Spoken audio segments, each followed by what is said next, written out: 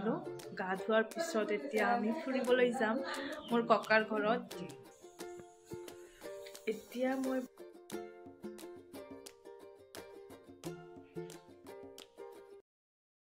আসসালামু আলাইকুম এভৰিৱান আপোনালোক সকলোকে ঈদৰ বহুত শুভেচ্ছা আজি ঈদ উপলক্ষে মই ভিডিঅ' বনাম তো আপোনালোক শেষলৈকে চাই থাকিব এতিয়া মই বনাই আছো ইয়াতে ঘুগুনিৰ কাৰণে ইয়াতে প্ৰেছাৰ কুকাৰত উঠাই দিছো তাৰ পিছত ইয়াতে গাখীৰ গৰম কৰিব দিছো তো বাকিখিনি আপোনালোকে চাই থাকিব কি কৰিম পুৱাতে মোৰ ভাইটিক উঠাব গৈ আছো কাৰণ এতিয়ালৈকে ফজৰ নামাজ পঢ়া নাই সেইবাবে ইয়াতে মা আৰু দাদিয়ে নাৰিকল কাটি আছিল মই তাতে গৈছো তাৰ পিছত কিবা কিবি কথা পাতি আছিলো আমি তো সেইটো কাৰণে হাঁহি আছিলো হাহাৰ কিবা কিবি কথা মানে সেই কাৰণে এইটো সাইডত আছে আমাৰ এখন মাটিৰ চুলা আৰু তাতে বাইকে বনাই আছে তেল পিঠা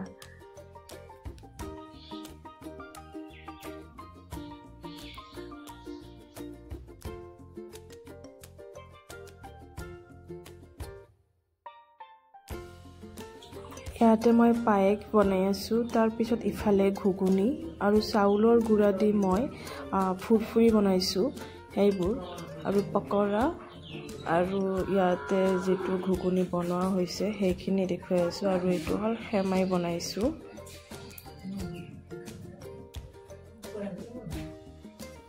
তাৰ পিছত আম্মাই আকৌ বনাইছিলে তিলৰ লাডু তাৰপিছত মুড়িৰ মলা কিন্তু সেইবোৰ দেখুৱাবলৈ পাহৰি গৈছো এইবোৰ খোৱাৰ পিছত আমি আব্বাক আগুৱাই দি আছো নামাজ পঢ়িব যাব সেইটো কাৰণে আৰু ইফালে মোৰ ভাইটিয়ে নামাজ পঢ়িবৰ কাৰণে যাব ইয়াক টুপি দি আছো এটো দেখক কেনেকা কৰি আছে ভাইটিক ঈদৰ কাৰণে পঠাই দি তাৰ পিছত আমি সবে গা ধুলো গা ধোৱাৰ পিছত এতিয়া আমি ফুৰিবলৈ যাম মোৰ ককাৰ ঘৰত এইজনী মোৰ ডাঙৰ ভাইটি তাৰ পিছত এটো মা হয় তাৰ পিছত পিছফালৰ পৰা মোৰ বাইক কেনেকৈ কৰি আছে আৰু ইফালে ই নামাজ পঢ়ি আহিলে বহুত কিবা কিবি লৈ আছে যাওক বহুত কিবা কিবি জিলাবি আছে ইয়াতে পান আছে ইয়াতে তাৰ পিছত মানে মিঠা পাতি পান নহয় মিঠা পাতি নহয় মিষ্টি পান বুলি কয় তাৰ পিছত পকৰা আছে তাৰ পিছত কি আছে আকৌ পাপৰ আছে